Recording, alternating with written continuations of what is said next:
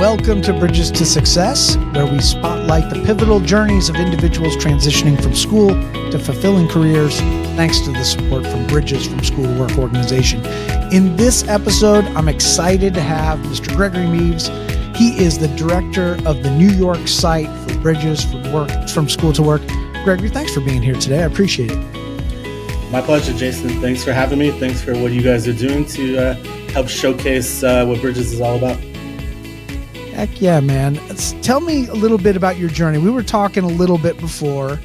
You're back in New York City. You took on this job, but I believe you told me like you were employee 4 or 5.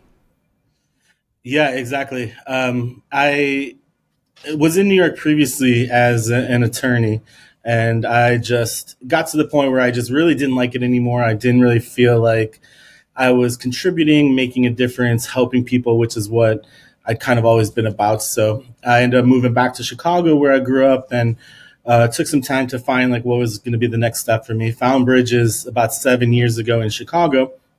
Was there for a few years until we opened the New York site, which started in 2018. I came out January 2020. I was, the 5th employee here in New York City. 6 weeks later, the whole world shut down with COVID, and it's never really been the same since. So we've been pivoting, figuring out what's new and what's next for us. But I was the 5th employee, and we'll be at 14 soon. So it's been quite a journey. I have to ask, tell me about how did Bridges do during the pandemic? Because jobs, like nobody cared, right? Were you just hanging out? For the first little bit, kind of. Yeah. Our model up until that point was in person in schools all the time. And when that shut down, it was kind of like, okay, well, what are we doing next? We still had the students that we've been working with. So we still had a group of students to work with. But like you said, work kind of shut down. It was really only essential employees for a while. So we kind of just got back with all of our students and said, hey, this is a situation right now. Like, we can meet virtually. We can get you prepared. We can still do all the things we normally do, just not together in person.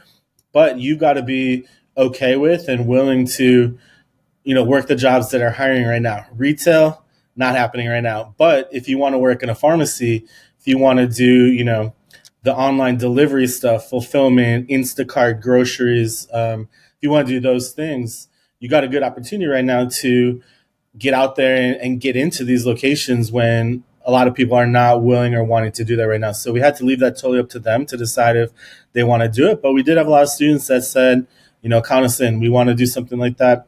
We need to be making money right now. I don't know what's happening at home with mom and dad, things like that. So we just pivoted and did what we still do, just tried to do it a little differently, a little better, a little more efficient. And I think we did that a lot better than a lot of other organizations. So we really kind of, came out flying from COVID, and we're still able to put students into competitive positions and get them launched towards their careers. So I think it was a kind of defining moment for us and changed how we operated here in New York City, but I think it was for the better.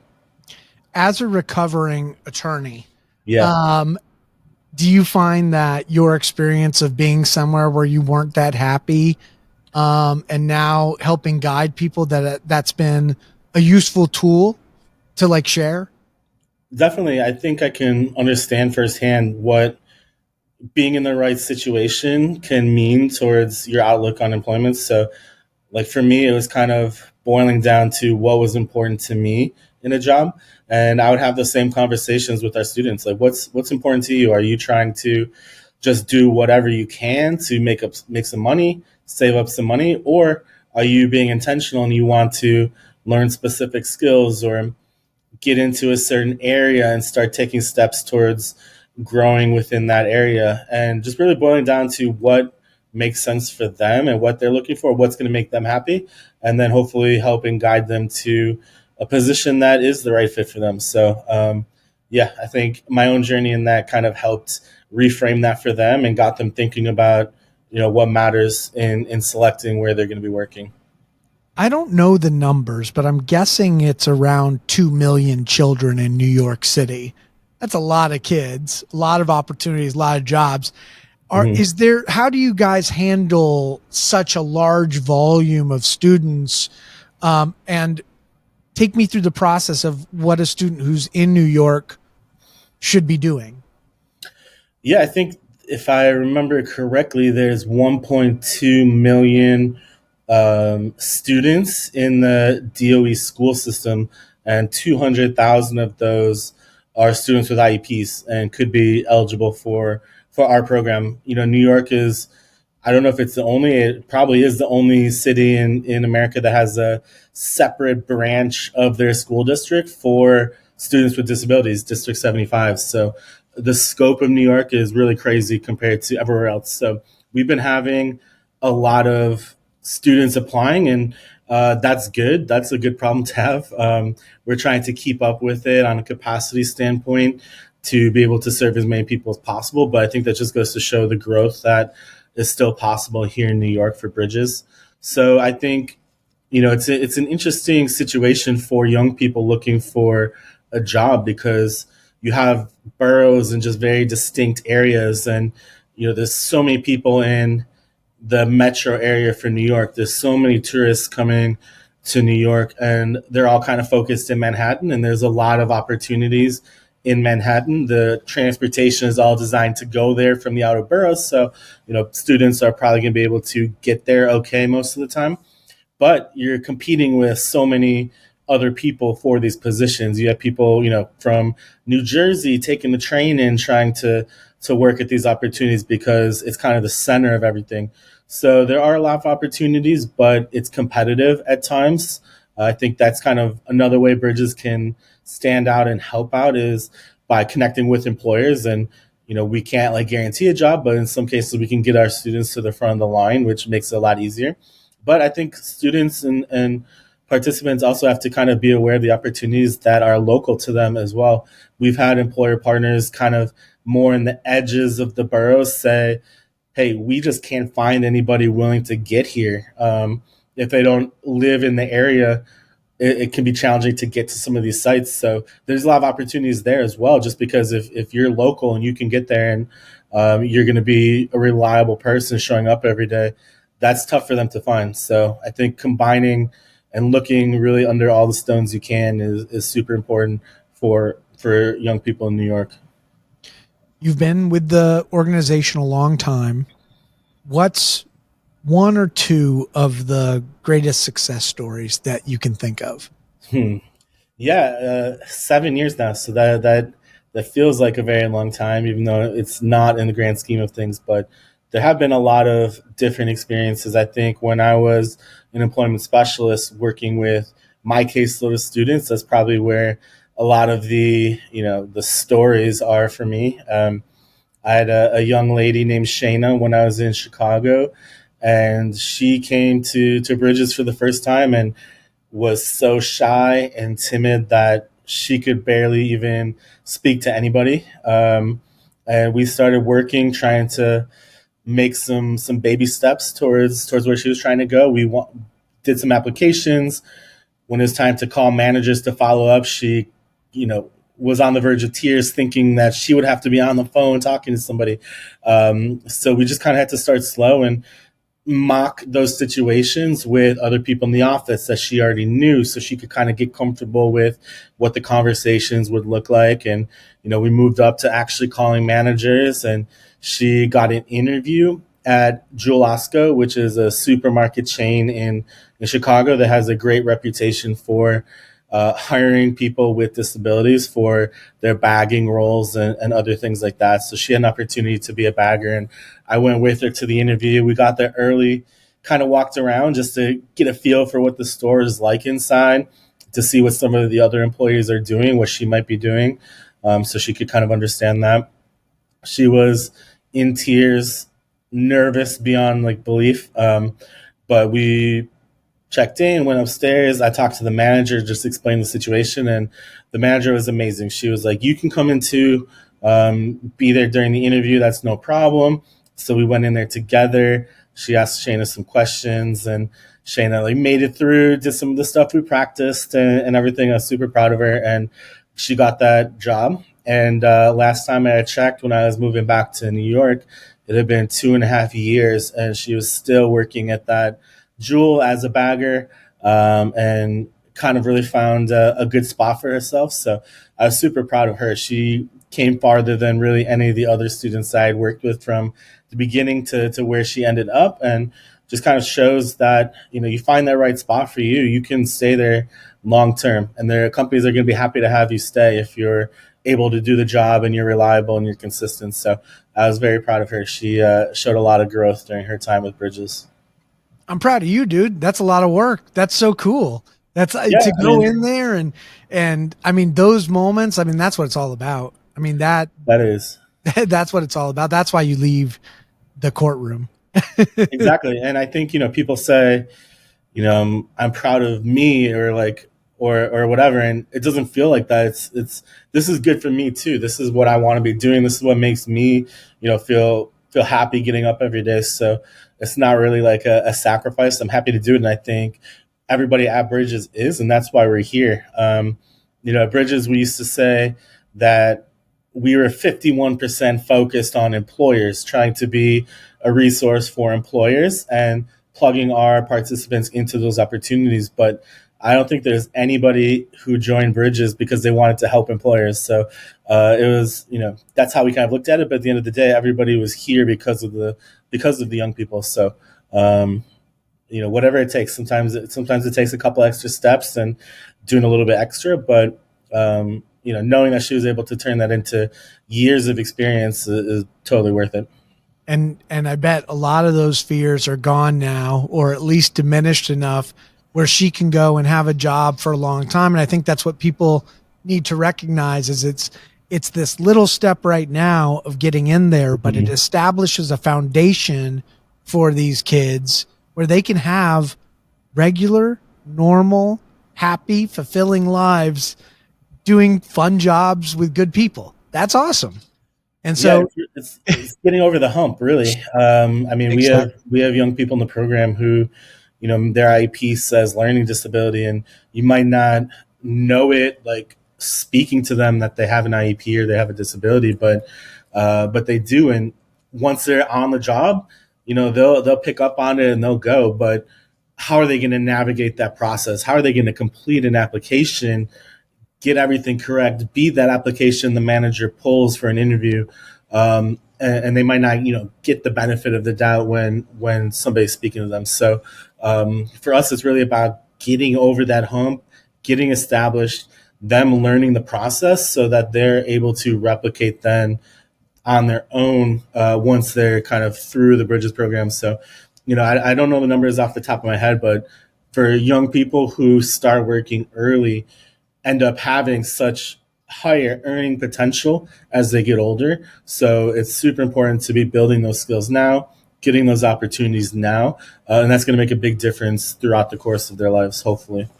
As somebody who employs a lot of people, I've noticed that a lot of kids lack those skills all the way around coming out of school. It's like they're missing that, those real life skills. So, Mm-hmm, I mm-hmm. mean, this is a really cool opportunity for the kids who need help. And I think that, go to bridgestowork.com.org, go to bridgestowork.org.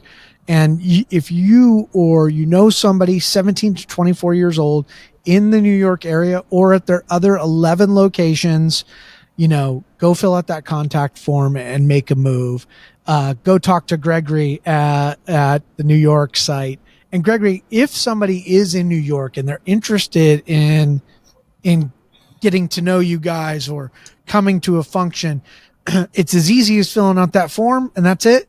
For sure. If you go to the website, I think there's a button called Get Started, and you can complete that, put in your information, choose your city, and it'll get routed to the correct person. Or if you're more of a social media person, we're at Bridges NYC on Instagram. You can always send us a DM. We have our link tree linked in our profile on Instagram where you can fill out a form, find out more information or whatever. But, I think my email and phone is on the website too. really, we just need to get in touch with you so that we can go over the program, get that next step started. However, you can reach out is fine with us. We just want to hear from you.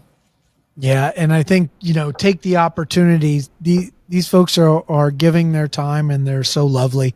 And I've heard so many great stories from people. It's been really encouraging to know that I'm putting my time in the right place with people who really care and are making a difference. With that, if somebody wants to give, if somebody wants to help, whether on a national level or in New York, how can they do that? I think there's a couple different ways. I think you can also get connected to donating through the website. If there's not a button on there, you can always just reach out for information and get in touch about that. If you have certain skills that you think would be helpful, we're always looking for employers, professionals to either, if it's not interview opportunities and potential hires, it's job shadows, it's mock interviews, it's talking to our groups of younger students about your career to kind of broaden their horizons about what's out there. So we're definitely willing and excited to partner with people in a variety of ways. Whatever way you think you can contribute, let's talk about it. We'd be happy to have you. Yeah, and it's really easy to donate. You just go to the website. There's a donate button right here at the top. You just click on that, and it's going to open this page right here and easily make a donation, either one time, monthly, quarterly, or annually. You're making a big difference.